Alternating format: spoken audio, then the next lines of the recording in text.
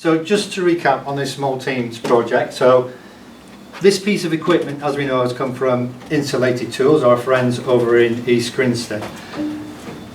What it is for, although it is quite an antiquated piece of equipment, and we know it's got a lot of old items and components inside it, what they use it for is part of their test rig to test the insulation on their tools. And all the tools have to pass a certain criteria, and that's to be able to stand up to 10,000 volts for 3 minutes. This is the core control piece of equipment to enable them to test their tools, and if the tools kind of fail, then they go into the bin. If they pass, they then go on to the customer. So vital piece of equipment for Insulated Tools. And what they've done, they've asked us to have a look at it because it stopped working. Yeah. And they asked us if we wanted to take it on as a small teams project for you guys to maybe do a little bit of reverse engineering and find out maybe what the fault is. So we've handed it over to you guys. You've had it for a while. You've done a lot of testing and diagnostics. So, Maisie, what are we so far? So far we've obviously taken out, kind of gutted it a bit. We've looked at the wires, some of the components, and see what has gone wrong. A lot of the wires are the same colour, and there's household wires instead of general manufacturing wires. And some of the soldering is a bit poor, ill-fitting, unprotected, uninsulated. A lot of the components are very old, considering this was made about 40 years ago in some guy's shed. There's no blueprint, there's no backup of any information that's even on the components as well. So we've done some research on the ones that we can, which are a bit newer, and looked at the company as well.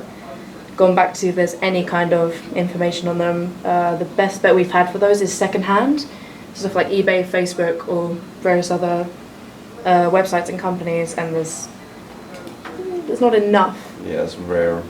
Okay. Well, great, fantastic. Because it means, well, I mean, we have been moving along, because you're mentioning that about circuitry and diagrams, and I know that Kobe, you've been working on the wiring diagram, or a sort of wire diagram to give us an element of understanding what's going on in here.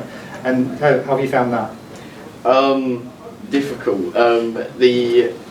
There's a lot of wires which they're just all over the place. And of course, like May said, there's some wires which don't actually even connect anywhere. So it's kind of hard to put that onto the wiring diagram. But so far, I'm probably about like halfway through getting like the electronic version done. We did do a paper version, but that was like almost impossible to read. Yeah. Okay. Especially because it was only Jack doing it. Yeah. Because it was Jack and Kobe, so it's similar to what this is, where it's probably just one person doing it on his own. So only he has like the mental map of it. Okay. So it's difficult for. So we tried to do it on a program to test the actual components on a program, see if it functions electronically. But the problem we had with that is none of the components exist on those programs anymore because they're so old. And what we tried to do at least is get the newer ones, but that just gives us new reading, and they're not the exact same. They're bigger, they're smaller, they're completely different, and it just wouldn't give us the same outcome as if we got the same components and uploaded that onto it. Okay, so what I'm hearing is some fairly significant problems in understanding this piece of equipment, as well as the soldering aspects of it. We know there's some level of poor insulation in there, and we've got wires that we don't know where they should be going because there's not much colour coding. So what are our next steps? What are we going to go back and tell Insulated Tools that we recommend the next steps? As soon as we've drawn up a wire diagram so we know where each wire to which component goes, rip out all the wires, redo them, recolor code them, turn the machine on, see if it works, see if that's solved the problem.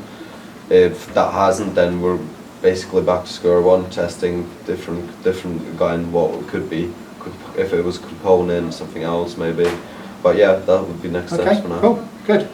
And Maisie, you'll be going into Insulated Tools and briefing them on that, won't you, as the project lead? Of course. Okay, thank you guys. Good briefing.